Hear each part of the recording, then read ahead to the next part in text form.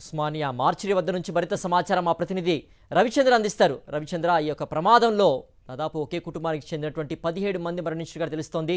ఉస్మానియా మార్చిరికి సంబంధించి కూడా అక్కడ ఎంతమందిని అడ్మిట్ చేశారు, వారి పరిస్థితి ఎలా ఉంది అనేటువంటిది డాక్టర్స్ ఏం చెప్తున్నారు, వివరాలేంటి?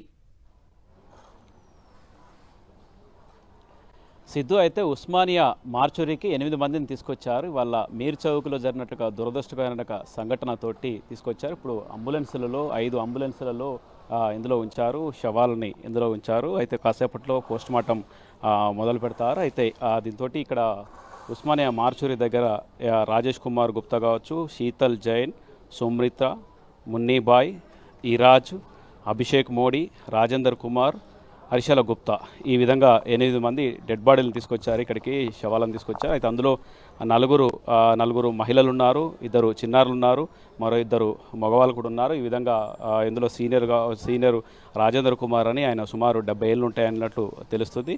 2 చిన్నారులు కూడా చనిపోయారు. చనిపోయినట్టుగా శవాలను తీసుకొచ్చారు. వాళ్ళకి సంబంధించిన బంధువులు, మిగతా రిలేటివ్స్ కూడా ఇక్కడికి వచ్చారు. అయితే మార్చూరి లోపలికి ఒక్కొక్క వాహనాన్ని, ఒక్కొక్క అంబులెన్స్ని లోపల పంపిస్తున్నారు. లోపల పంపించేసి ఆ డెడ్ బాడీ శవాలని శవపరీక్ష చేస్తారు.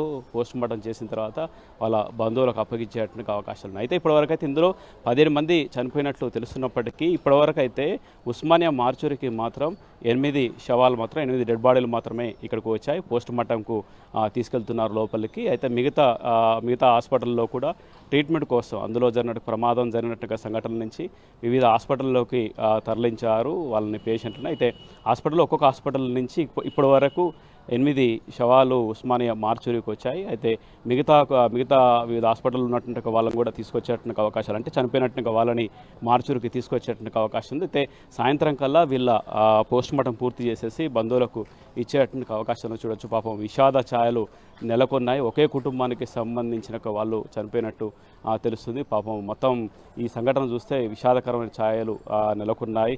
హృదయ విదారకంగా ఉందని చెప్పుకోవచ్చు. ఒకే ఫ్యామిలీకి సంబంధించి చనిపోయినట్టుగా వాళ్ళు చూడవచ్చు. ఈ విధంగా అయితే శవపరీక్షలు చేసిన తర్వాత పంపిస్తారు. అయితే జరిగినట్టుగా సంఘటన, మీర్ చౌకీలో జరిగినట్టుగా సంఘటన ఏసీ కంప్రెసర్ పేలటంతో ఈ సంఘటన జరిగినట్టు కూడా ఇక్కడికి వచ్చినట్టుగా బంధువులు కూడా అదే చెప్తున్నారు. దీని మీద విచారణ కూడా చేయాలని కూడా చెప్తున్నారు, అదే అంటున్నారు. మిగతా అంశాలు కూడా మొన్నటి కూడా సంఘటన జరిగింది. అంటే ఈ విధంగా షార్ట్ సర్క్యూట్లతోటి ఇలాంటి సంఘటనలు తరచుగా జరుగుతున్నాయి. అయితే ఇప్పుడు ఉస్మానియా మార్చూరికి 8 శవాలు వచ్చినాయి. 8 శవాలని పోస్ట్మార్టం చేసేసి వాళ్ళ బంధువులకు సాయంత్రం కల్లా ఇచ్చేటువంటి అవకాశాలు ఉన్నాయి. సిద్ధు. ఓకే రవిచంద్ర.